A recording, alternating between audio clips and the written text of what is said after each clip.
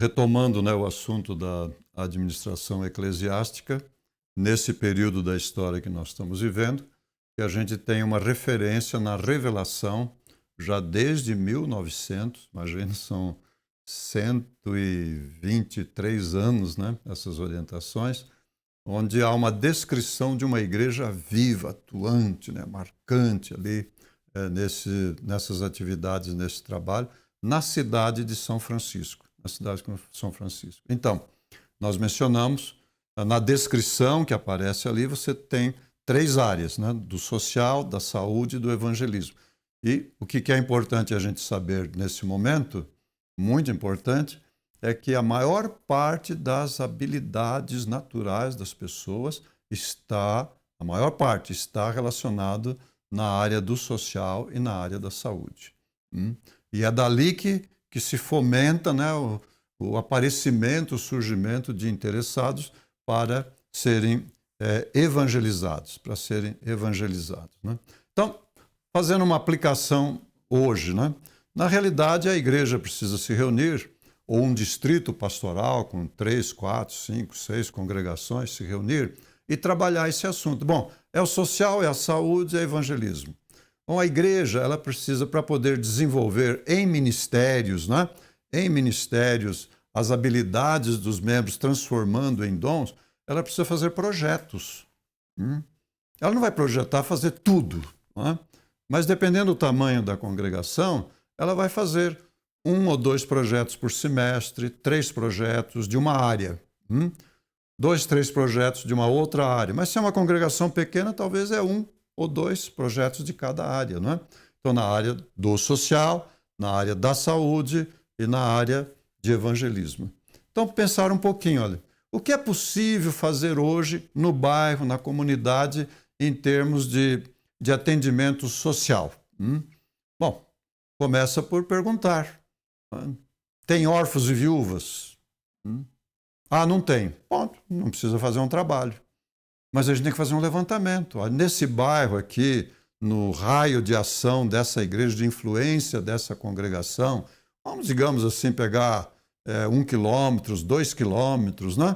Dizer assim, olha, nesse raio aqui, vamos fazer uma pesquisa, um estudo, fazer uma visitação e ver quais são as demandas, necessidades deste bairro. Ali tem uma viúva que está com 2, 3 crianças, não é?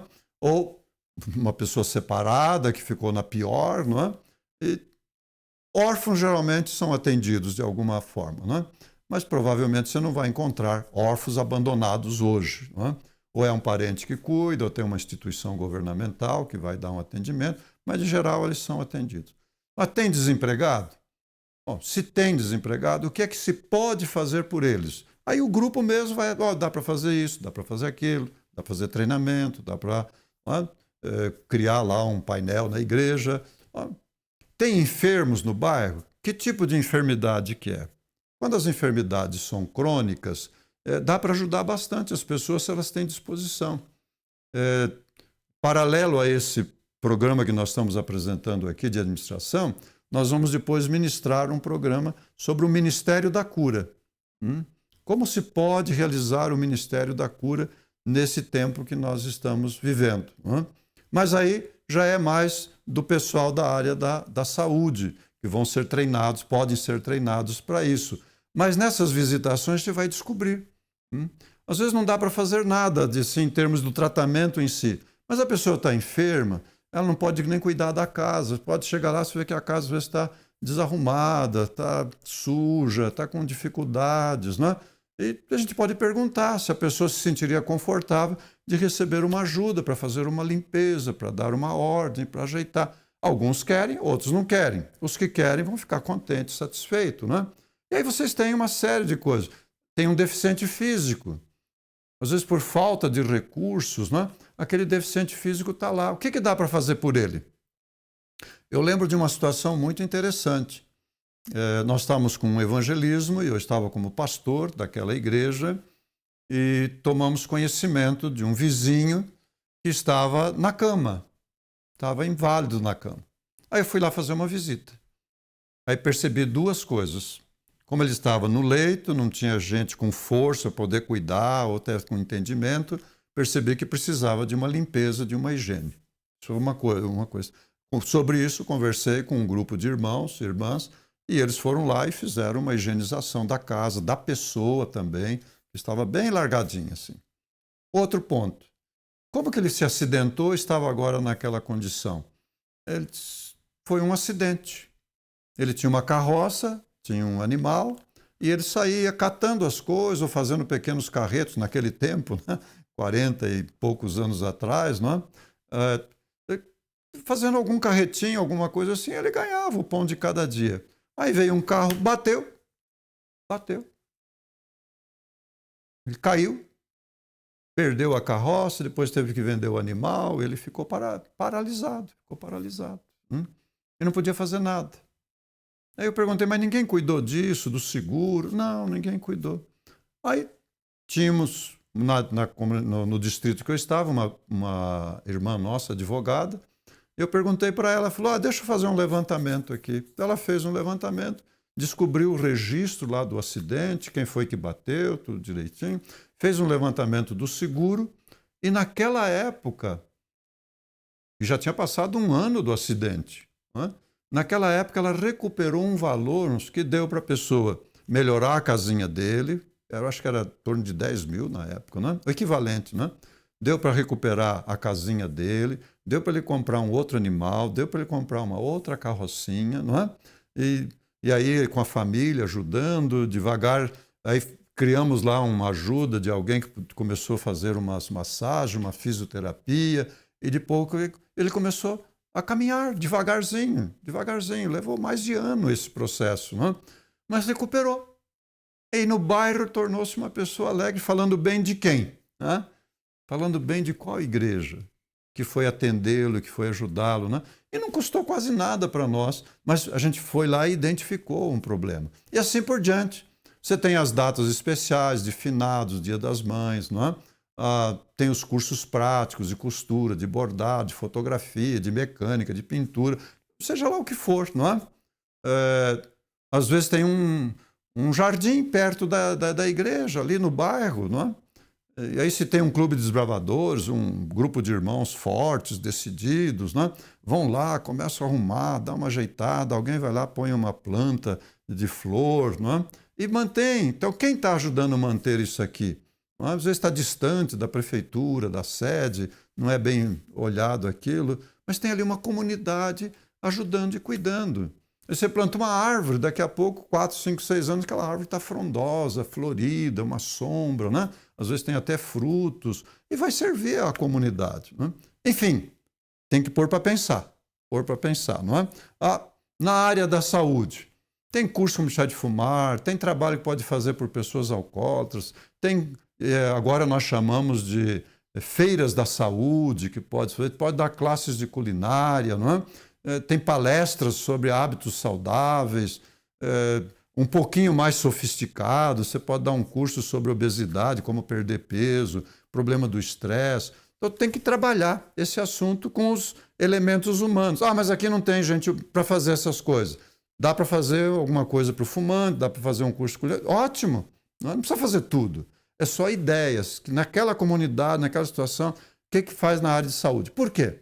Porque a hora que se montar um projeto, aí vai ver quem que pode contribuir. E às vezes você não tem naquela congregação, mas tem na congregação vizinha.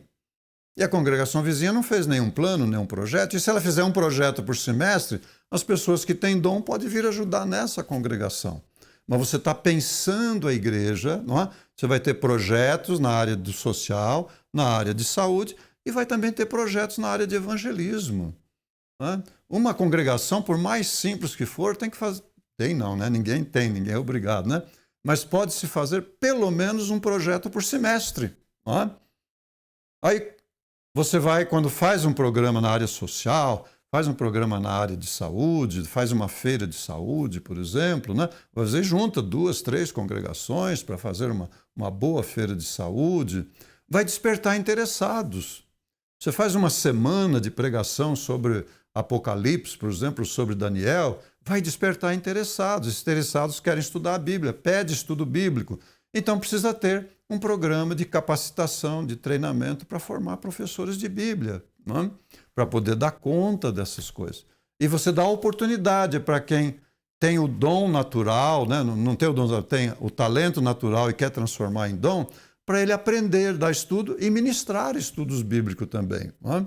E assim por diante. Distribuição de literatura, distribuição de livros, nós temos esse programa anual de distribuição de livros, que é uma coisa extraordinária, maravilhosa. E, eventualmente, faz-se uma conferência pública, dentro da igreja, fora da igreja, o que for. Mas o importante é que em administração eclesiástica, você pense, a liderança pense em 3 áreas.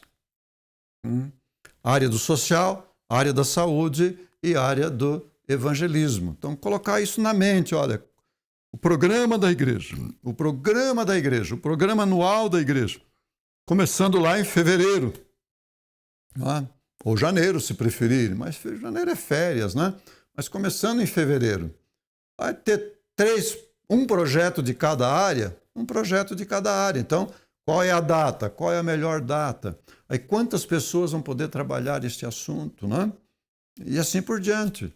Aí você tem um no mês de abril, um no mês de maio. Aí tem a Semana Santa, evangelismo público. O que dá para fazer antes na área social?